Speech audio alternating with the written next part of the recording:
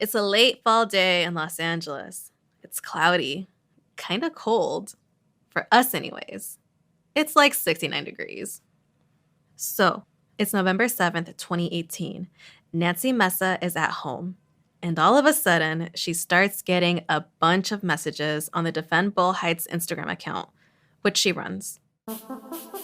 We got a DM from someone who lives across the street from Huizar.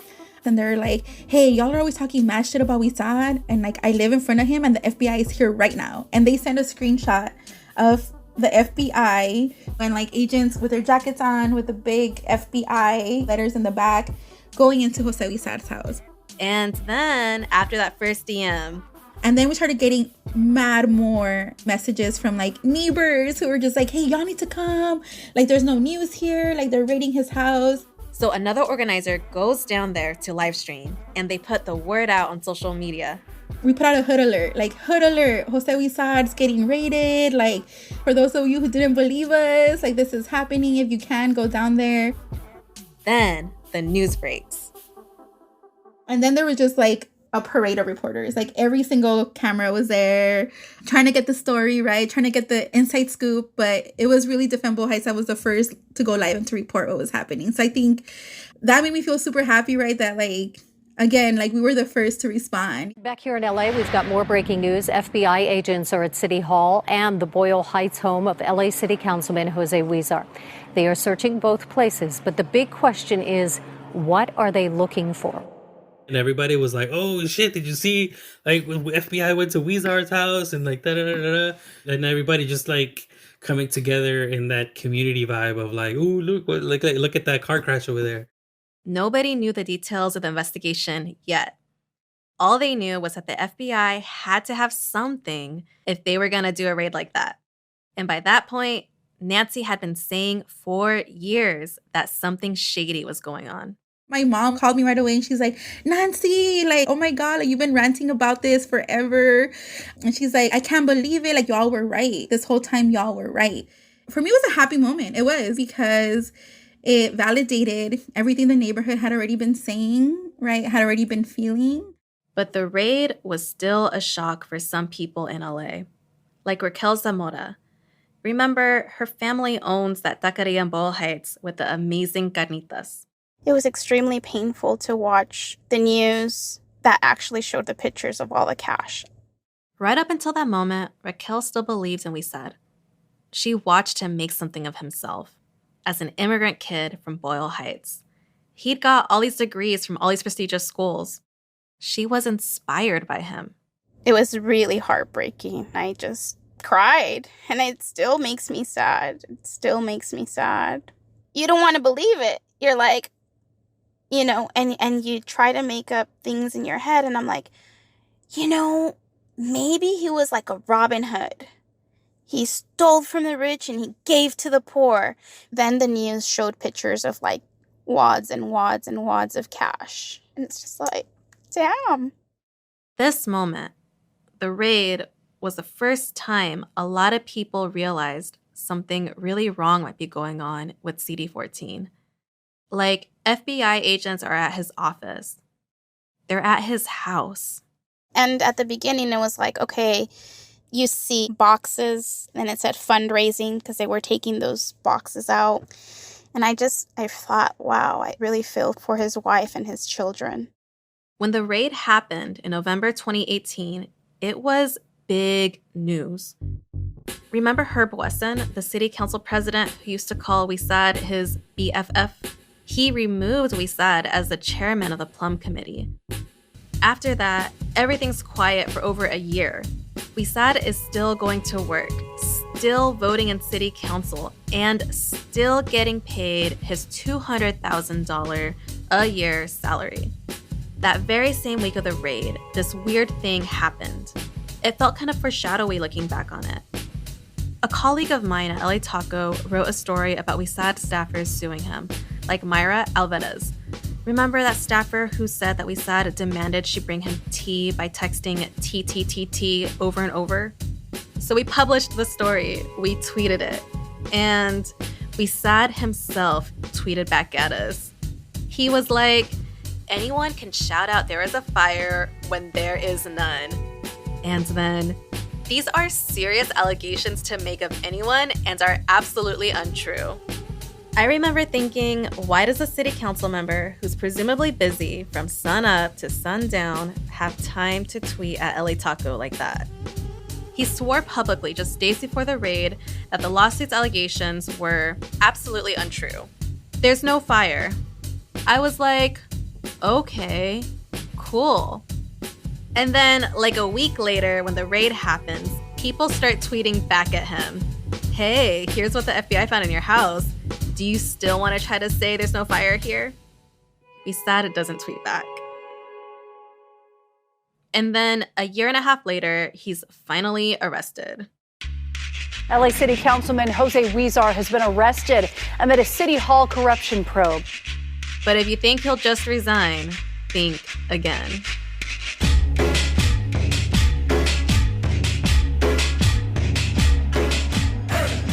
From Neon Hum Media and LA Taco, this is Smokescreen, The Sellout, a podcast about a politician dogged by allegations of corruption, harassment, and pathological pettiness.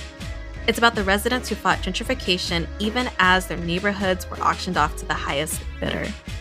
I'm Mariah. This is episode 9, There's a Fire.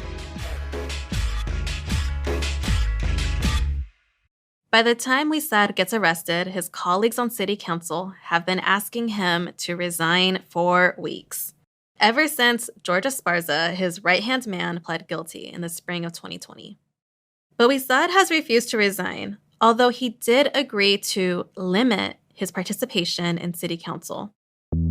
So, Huizar is arrested one morning in June, a couple months into the pandemic. LA City Councilman Jose Huizar pleaded not guilty today to 34 federal charges: racketeering, bribery, money laundering, amongst others. And some of the charges he faces are very serious, carrying maximum prison sentences that could span decades. Huizar was released on a $100,000 bail after a court appearance the same afternoon he was arrested. Nick Pacheco happens to live like a block away from Huizar in Boyle Heights. When he got arrested, I made myself available as a neighbor, a friend, that if he needed anything locally from the community, if he wanted me to go to the market, get milk for his kids or his cereal or whatever, anything he needed where he didn't want to go out in public, that I felt very comfortable, running the errand for him and bringing him whatever he needed for his family because we're friends and we're neighbors. So far, 5 of Huizar's alleged co-conspirators have pled guilty, including George Esparza, Maury Goldman, and Mitch Englander. Huizar is charged alongside Raymond Chan, who has pled not guilty, and Shenzhen New World Group, and another developer, both of whom have pled not guilty. Jose Huizar is scheduled to go on trial next year for 34 counts of corruption. As I know you know by this point, we asked Huizar and his lawyers about all of this. They never got back to us. So, right after the arrest, the other members of the city council voted unanimously to suspend him from his seat. No one is voting for CD14. The city controller suspends his salary, but Huizar still refuses to resign. His replacement, Kevin De Leon, was elected in March. He's ready to take office, but he can't unless Huizar resigns. Huizar refuses. He chooses to just leave his constituents with essentially no representation. By the way, Huizar was refusing to resign in spring and summer of 2020, a time when people really needed help, maybe more than they ever have in recent memory. Nancy Mesa. I don't think people understand that this whole sleazy weezy novela, like the climax was during a global pandemic. So CD14, so not just Boyle Heights, the entire council district, which is huge, right, was basically left without governance.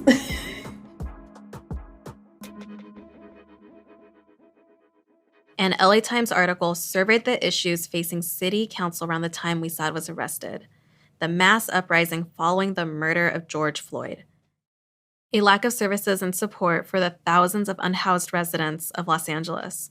People living on the streets needed access to bathrooms and hand washing stations that actually had soap, as my co-reporter Alexis Olivier Ray reported in a series for LA Taco. The residents of Huizar's district needed someone to look out for them. And people stepped up. Hi, my name is Penelope Uribe Aby. Penelope started a free food distribution in CD14 last summer, not long after Huizar was arrested. I started the People's Pantry in my parents' garage. It's sort of like a family-run, autonomous food pantry that relies not only on our volunteer work, but also the volunteer work of the community around us that show up to do it every time. It's been going well so far.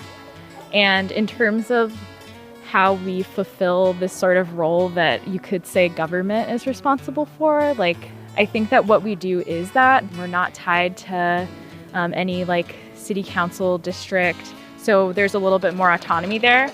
But yeah, I did start this in the midst of the pandemic, recognizing that there was a lot more that needed to be done in terms of community care, and that our local government in our city wasn't doing the best job of providing services and resources for people. If people in power weren't going to look out for the community, Penelope decided she was going to do it herself. And she wasn't the only one doing that in CD14 at the time. Raquel Zamora got involved in a community trash pickup when she noticed that there was a bunch of garbage around Boyle Heights that wasn't getting picked up. Really, it's like, hey, we're on our own. We're basically on our own. So that continues to happen. I think the beauty that we can see in the positive light is that the community is like, you know what? It doesn't matter who's the council member. We got each other. And we're going to get through this. And I think that has been the beauty of all of this, right? And of course, that kind of thing isn't new in CD14. Like the mariachis and their neighbors, we started this podcast with their rent strike. Fourth-generation musicians like Luis Valdivia playing to protest, hoping their landlord could hear them. I've been living there for 21 Remember how their landlord tried to raise their rent by hundreds of dollars a month and they stopped paying rent in protest? Well, back in 2018, about a year after they went on strike, their landlord caved. The mariachis got him to agree to rent that was affordable for them and to keep it affordable for at least 3 years. It was a year-long campaign and they won. That's Elizabeth Blaney again, the organizer with Unión de Vecinos. She's the one who helped organize the rent strike and helped the mariachis negotiate with their landlord. When the rent strike happened in 2017, the building was not protected under rent control, so he could raise it whatever he wanted, but we got an agreement where he would only raise it 5% after the initial year, so basically putting it into a rent control situation. And then they got repairs. All the repairs that they had demanded, they got all of those done. And so it was a very significant improved situation for them. The end of the mariachi rent strike, the landlord backing down, it got a lot of news coverage. It got held up as an example of how tenants organizing can beat back the endless march of gentrification and displacement. It was like this big ol' win against greedy landlords. But what didn't get as much coverage was the cost of that fight, the compromises that Arturo and his neighbors had to make. And when we spoke to Arturo back in January in his apartment in Boyle Heights, Arturo seemed tired. Queríamos pelear para que fuera un aumento como en el condado de Los Ángeles, ¿verdad? Como los que tienen control de renta, ¿verdad? So he said they didn't get what they want. What they wanted was to have the normal legal yearly increase that's allowed by something that would have been rent controlled in Los Angeles. Pues la mayoría ya estaban cansados, ya unos no iban a las protestas y entonces decidimos eso porque pues ya estábamos llegando a un punto donde ya la desesperación y la incertidumbre de llegar a ser a algo, ¿verdad? By that time, people were tired, they were desperate, people stopped coming to the protests, and they were just tired of it. The agreement they reached with their landlord was the result of months of fighting, months of protests and interviews and back and forth negotiations, all on top of their lives, on top of Arturo's life as a mariachi musician and a father. It was a lot. And if we fast forward to the pandemic, 2 years later, mariachis in general were hit hard. For months, they were barely getting any work, except maybe funerals. One mariachi musician from Boyle Heights estimated that 50 of his fellow mariachis had died of COVID-19 in the first year of the pandemic, and more than 200 had caught the virus. And for Arturo, the thought of having to fight with his landlord again in the future, it's just exhausting. Y creo que vamos a seguir con el mismo problema, ¿verdad? Nancy Mesa gets why Arturo is burnt out. Everyone in the movement has a moment where they get tired, where they get frustrated, right? Because fighting back and fighting for your neighborhood is hard work. The mariachi tenants didn't engage in the strike for clout, right? They didn't do it to be popular. They did it to save their homes. Year to year, not knowing if you can stay where you're from takes a toll. The stress is unrelenting. Specifically when you're fighting your eviction, it's 24-hour stress, right? It's not something that you forget about easily, right? I always think about how much money we spend on rent and we can't even come home and rest, right? Because it's eviction, gentrification is something that's constantly looming. For Arturo and his neighbors, the next round of negotiations with their landlord might be even tougher. The aftershocks of Huizar-era gentrification are still spreading across the river from downtown LA, even more than a year after his arrest. We'll be right back. All right, I want to be real with you. There are limits to what we can do with the current system we have now. As an individual, you don't have the power to set policy. You don't have the power to decide how much rent a landlord should be allowed to charge, or what kinds of developments should be built in your neighborhood. Your city council member does. In fact, in Los Angeles, you could say that your city council member has too much control over the kinds of things that get built in your neighborhood. You could argue that's the root of the problem. Because remember, your city council member, all by themselves, can stand in the way of a development or fast track it through. And when you've built a local government where one corruptible person stands between millions of dollars wasted or millions of dollars well spent, corruption is a feature and not a bug. Scott Frazier. I absolutely think that this system was designed to create a Jose Huizar, and I think that it has not changed meaningfully. I think that the system will continue to create opportunities for corruption. What Jose Huizar allegedly did was illegal. But what's remarkable about this story is that the difference between what Huizar is accused of doing and what is legal, it's not as big as what you might think. And it's not as big as what you might hope. Actually, a couple months ago, Huizar made the case that what he was doing wasn't corrupt or illegal. He just loved to help developers. His lawyers filed a motion to dismiss significant parts of the Fed's case, saying that Huizar was just a, quote, evangelist for robust development. His lawyers also argued favors aren't bribes. The judge has yet to rule on that motion. Scott Frazier again.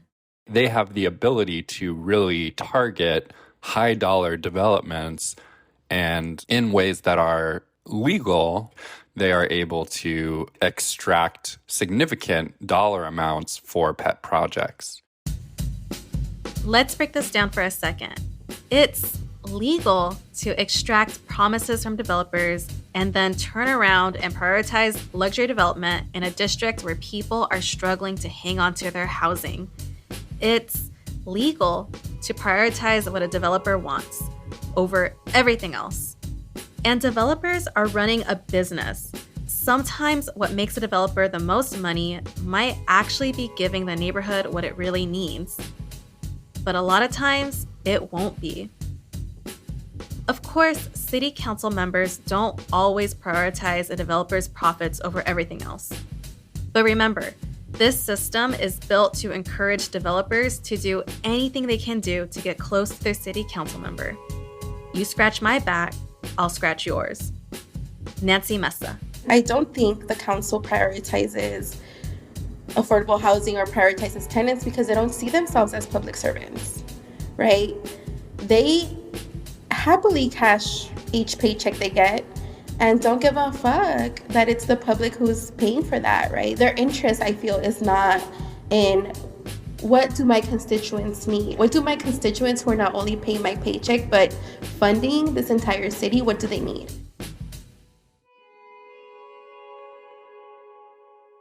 There is so much money in housing, in building housing, buying it up, and renting it out.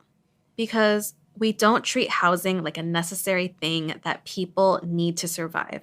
Like everyone should have a safe place to live. End of story. We act like housing is a financial investment, like it's a profit machine. Here's what we said. Here in Boyle Heights, we are now undertaking a great facelift, as we call it. You know, we do have years of neglect, lack of resources, but now if you see what is happening in Boyle Heights, in just these past 2 years alone, we've seen about a $1.5 billion in new public project improvements. That includes this beautiful new Gold Line, 4 new schools, a new police station, a new daycare center, improvements to parks. We just announced last week that First Street will undertake a $12 million public improvement project where we were that kind of investment sounds great at first. But when a neighborhood like Boyle Heights starts to change, lots of people have figured out what that means. It means displacement isn't far behind. It means that developers look at their homes and see big profits. And as long as housing is driven by what's profitable, rent prices are going to continue on this race to the top, consuming half or more of people's take-home salaries, churning through tenants, and sending thousands of people onto the streets unhoused for the very first time. Scott Frazier. For Los Angeles, where we have an incredible proportion of our residents who are paying 50% or more of their income in rent every month, the construction of new housing by private market actors is probably not ever going to be sufficient to meet their needs. There needs to be a sustained effort to build public housing. Those out-of-control rents, that's capitalism. Private, for-profit developers are gonna make as much profit as they possibly can. That's their motivation for building housing. But it doesn't have to be the only motivation. The state can decide they want to build housing for the sole purpose of providing people with a place to live, not for profit. There's this thing people say pretty often, that developers run Los Angeles City Hall. But when you ask Scott Frazier, he says, no, city council members run City Hall. Because if developers ran things, they wouldn't have to cozy up to council members just to get their projects built. I don't think that developers of their own accord, even the corrupt ones, would come up with a system even remotely like the one that currently exists, which is almost comically Byzantine. But given the disparity that still exists between them and an average Angelino, I think that it's completely understandable that Angelinos look at them and say, my council member won't even take my calls or respond to my emails, but they are going to move whatever mountains they're capable of moving to shepherd projects from an individual developer. And then also there's a very marginal level of trust between average Angelinos and the politicians, that the politicians are doing that in the interest of Angelinos at large and not for purposes of lining their own pockets. Scott's like, it just seems like developers run City Hall because the average person has so little power. Developers definitely have an outsized role in the machinations of the city, but outsized being relative to everybody else's power. And it seems to me that almost everyone in Los Angeles is ridiculously disempowered. Remember that story Pete White told? The one about coming to an agreement with a developer about affordable housing and then having that agreement evaporate after it passed through Huizar's office? Well, here's what he said next. That's a Huizar story, but I'm sure, once again, if we were to map many of the folks currently in chairs, you would find that story a few more times.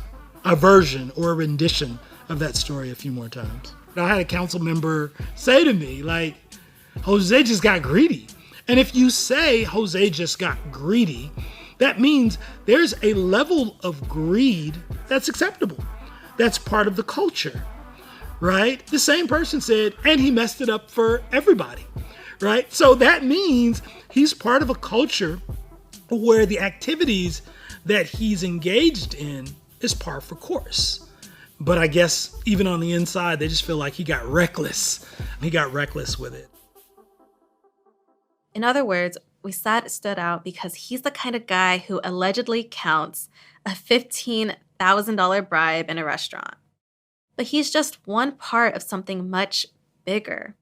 Actually, just as this podcast was about to drop its first episode, another Los Angeles City Council member was indicted by the feds, Mark Ridley Thomas. The indictment alleges that a couple years ago, when Ridley Thomas was in the LA County government, he organized a quid pro quo with the University of Southern California.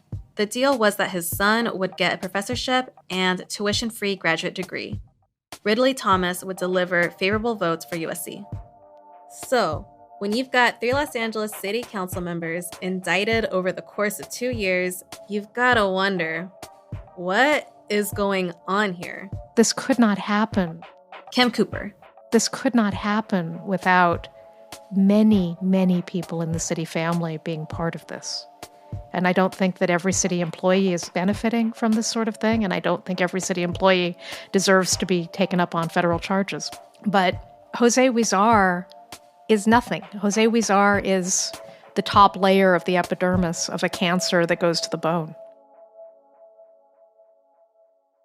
4 months after Huizar was arrested, a new city council member finally took office in October 2020. His name is Kevin De Leon. But he has already announced that he's running for mayor, which means he'd leave his seat representing CD14 several years early if he wins, leaving CD14 in limbo again. Anyways, about a month after De Leon took office, I filed a public records request for his calendar. I wanted to see who he was meeting with. His very first meeting on his second day in office was with Brookfield Properties, a huge multinational developer with 12 different properties in downtown Los Angeles. Which doesn't mean that Kevin De Leon is gonna be another Huizar. It just means the system hasn't changed. By the way, De Leon did not respond to an interview request. Scott Frazier. We have this system wherein, yes, city council members prioritize the needs of developers. It's normal within the existing system, but we shouldn't take that to mean that it is healthy. And I don't think that it's healthy for city council members to be of a mindset that they get to be sort of like an emperor giving the thumbs up or thumbs down to various project proposals of different types. But that's exactly how they view it. And so again, to me, it is normal, but it's not healthy. All right, I'm going to be honest with you. Working on this podcast has been making me feel kind of defeated. It can feel like everything is stacked up against you if you're someone looking for housing that's affordable in Los Angeles. And even if you find it, it's like, am I going to be able to stay here? Am I going to be able to afford the rent in 3 years or 5? What's the point in fighting to stay in your community if you're just going to be pushed out eventually? Then I talked to Nancy, and she was like, yeah, things are stacked up against us, but that doesn't mean you can just throw up your hands. You need to do something. So if you feel like, oh, it doesn't matter if I show up to this meeting and voice my opposition, it matters, right? So it could be as small as that or as big as, when your neighbor's on rent strike and the cops come putting your body on the line to support your neighbor, right? So I would welcome any renter out there that's trying to figure out, how do I get involved? What do I do? Where do I start? To join your local tenants union. Right now, that is where the fight is going, and it is strong in the LA Tenants Union, in the Eastside Local, but also because they're great organizers, there's locals everywhere. And as we mentioned, right, organizing and fighting back against these injustices. Los Angeles has a lot in common with other cities that have runaway housing crises and skyrocketing rents. In a city like ours, most people can be just a couple months of unemployment away from homelessness. So what is a city full of renters supposed to do about all this? I'm gonna let Nancy close us out. I think what a city of renters can do in a city run by people that oppose the interests of renters is organize. And that can mean many different things. We lose power in isolation. We build power in community, right? We build power with each other. It's gonna be hard, right? But I feel like it's gonna be harder if we don't, right? The current political situation is only gonna continue to worsen unless we get involved.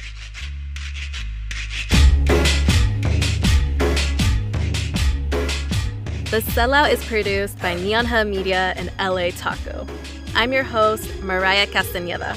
My co-reporters are Alexis Olivier Ray and Carla Green.